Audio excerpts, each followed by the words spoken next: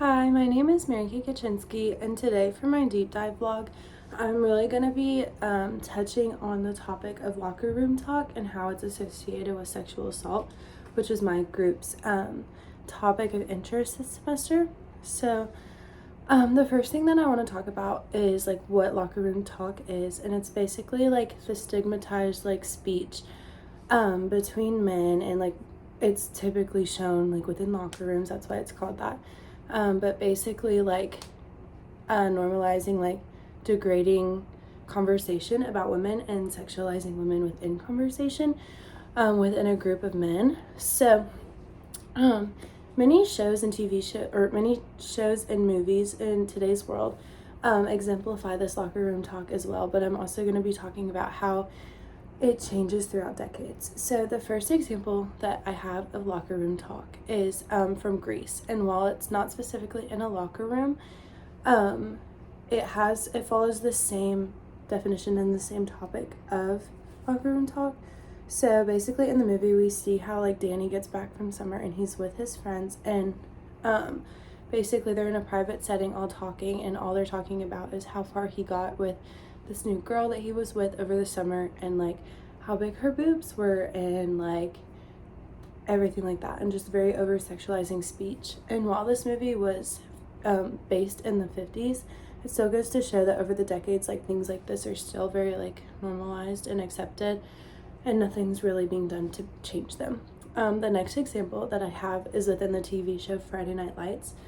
So this TV show is from the early 2000s, and it's based on a football team, so there are a lot of examples of this in it, but the specific example that I'm going to be using today is when one of the players was dating the coach's daughter, and one of the guys came in and was like, oh, like, hey dude, he said word for word, hey Matt, how far have you gotten with coach's daughter so far? And the coach like overheard it, so that's the only reason why it was like corrected. But other than that, it, like every other type of speech that they talked about other women or other girls within the locker room, it was never changed, and it was always very derogatory. Then the next example and the last example that I have is from the movie Another Cinderella Story, or it's A Cinderella Story, excuse me. But within this show, while it is still like a PG rated movie, you still see how the topic of locker room talk is still being affected. And that goes to show a lot because more younger generations were watching movies like this, and it was still like being normalized. So at the end of the movie, Hilary Duff's character walks into the locker room to basically confront her love interest in the movie. But as she walks into the locker room, the whole football team like gathers around to watch her and is like hooping and hollering around her, and she's just being very sexualized throughout the whole scene. And even when she walks away, the guys are like looking at her butt, and they're like cheering the guy on that she had just came in to talk to. And it was just like very degrading and very like not even paying attention to what she had to say, but the guys were just paying attention to her body and everything like that. And it was just very disrespectful and degrading as well. So the reason that I'm talking about this is because while it sounds like something that is just so minimized because it is so normalized, it can very much contribute to things like sexual assault if we're not careful. So talking about women in this way and making them seem like objects can lead to multiple different things.